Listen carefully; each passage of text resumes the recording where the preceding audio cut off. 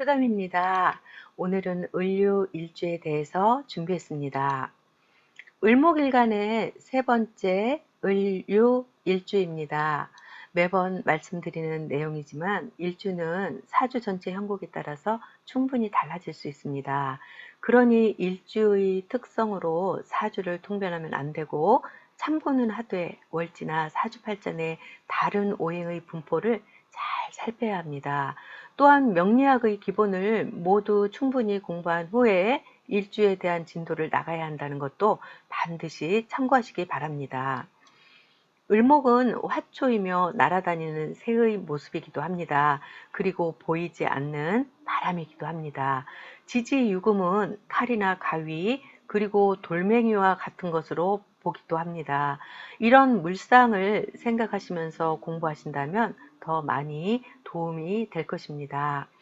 을료일주는 일지 배우자 자리에 유금을 깔고 있는데 유금은 편관이면서 12운성으로 절지에 해당이 됩니다. 지장간에는 관성인 경금과 신금이 있는데 12운성으로 경금은 제왕, 신금은 걸록에 해당이 됩니다.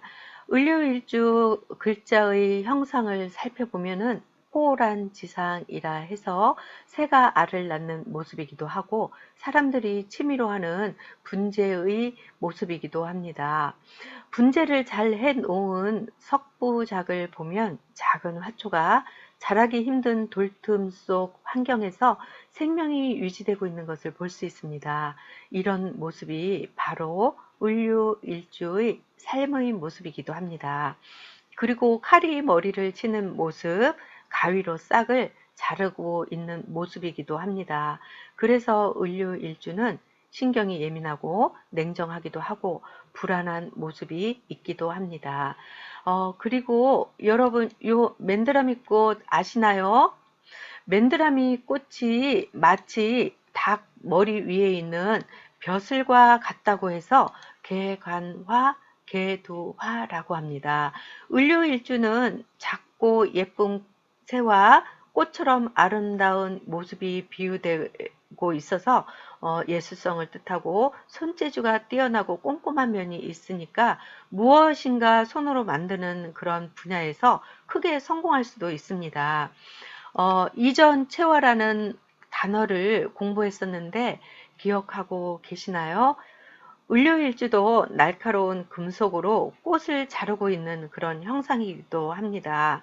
산명통해에서는 을목을 바람이라고 표현하고 동물로는 삭으로 표현하고 있는데 바람은 머물지 않고 움직이는 것을 나타내고 삭도 잠시도 가만히 있지 않고 여기저기 산을 돌아다니는 그런 동물입니다. 이런 역마성 이전체와 석부작의 모습은 한 곳에 정착하기가 정말 어려운 모습인데 이런 모습이 을류일주의 모습인 것입니다. 일지 유금은 편관입니다. 그래서 아주 반듯하고 다정다감한 모습이기도 합니다. 그러나 지장간을 잘 보시면 을신충을 하고 또 을경합을 하고 있어서 다정다감해 보이지만 배우자와의 관계가 좋을 수가 없습니다. 그러니 해로하기가 힘듭니다. 만약에 을신충으로 깨져서 이혼한다면 을경합으로 재혼해서 더 잘 살 수도 있습니다. 일지평관인 칠살이 있어서 권위적이고 공명심이 강하고 출세하고자 하는 욕구가 남들보다도 크다고 볼 수 있습니다.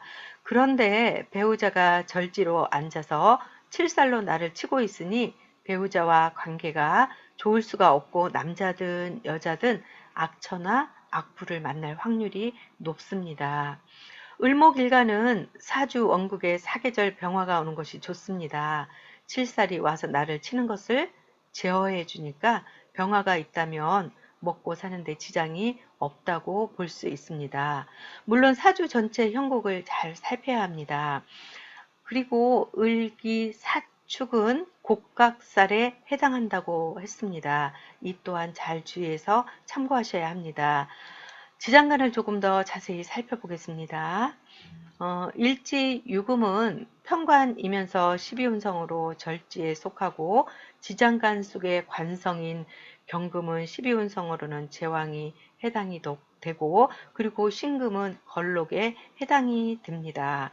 유금이 절궁에 있고 지장간의 경신금이 록왕에 있어서 절궁 록왕좌라고 합니다.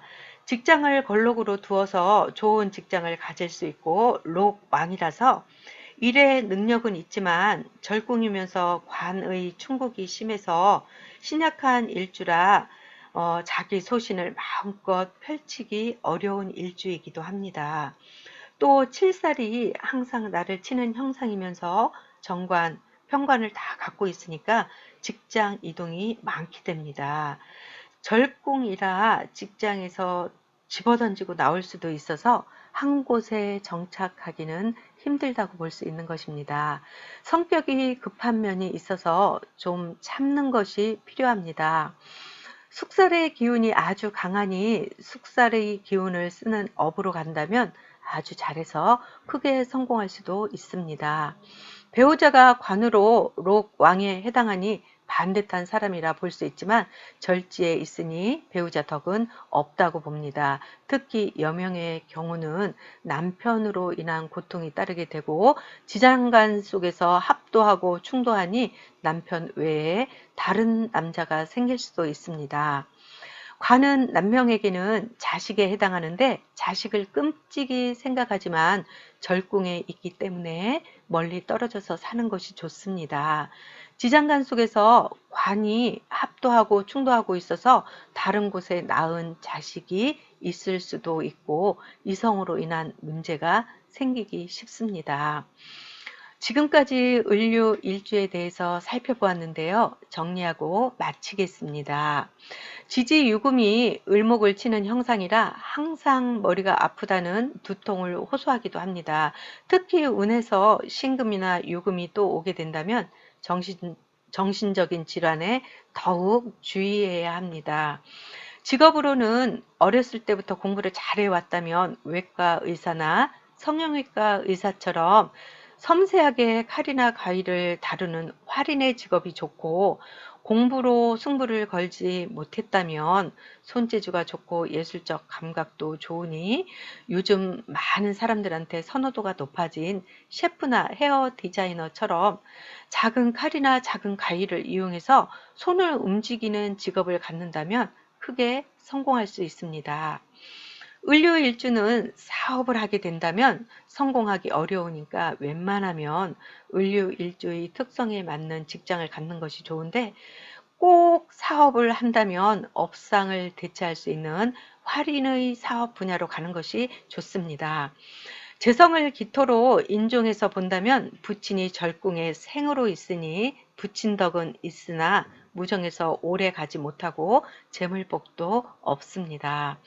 인성을 계수로 인종에서 본다면 절궁의 병으로 있어서 모친이 아프거나 병이 들어 인연이 끊어진다고도 볼 수 있습니다.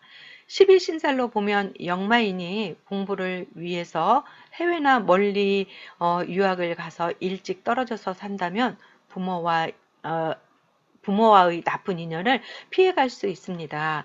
특히 을류 일주의 가장 큰 문제점은 혼재된 관살이 너무나 강해서 남자가 여자를 쫓는다든지 아니면 돈에 너무 집착한다면 재생살이 돼서 내 목숨과도 바꿔야 하는 그런 형상이 됩니다. 다행히 수가 있어서 금생수로 돌아간다면 살인 상생이 돼서 오히려 공부를 통해서 돈과 명예를 다 가질 수도 있습니다. 만약에 화가 있어서 식상이 제사를 하게 된다 해도 성공할 수 있는데 숙살업이 가장 좋습니다. 자, 을료일주는 강한 살을 어떻게 다스리느냐에 따라서 인생의 성패가 달려 있습니다. 밑에 칼을 품고 있어서 돈이나 여자를 밝히게 된다면 재생살을 피해가기 어려워 내 몸을 치게 됩니다. 사주 원국에 화가 없다면 열심히 일하고 숙살의 업을 직업으로 삼아서 살을 피해감이 좋을 것입니다. 오늘은 이것으로 을류일주에 대한 것을 마치도록 하겠습니다. 공부하시는 분들께 꼭 필요한 내용만을 간추려 보았는데요. 을류일주를 이해하는 데 이 영상의 내용을 참고하시면서 더 깊이 공부하시기 바랍니다. 감사합니다. 행복한 하루하루 되십시오.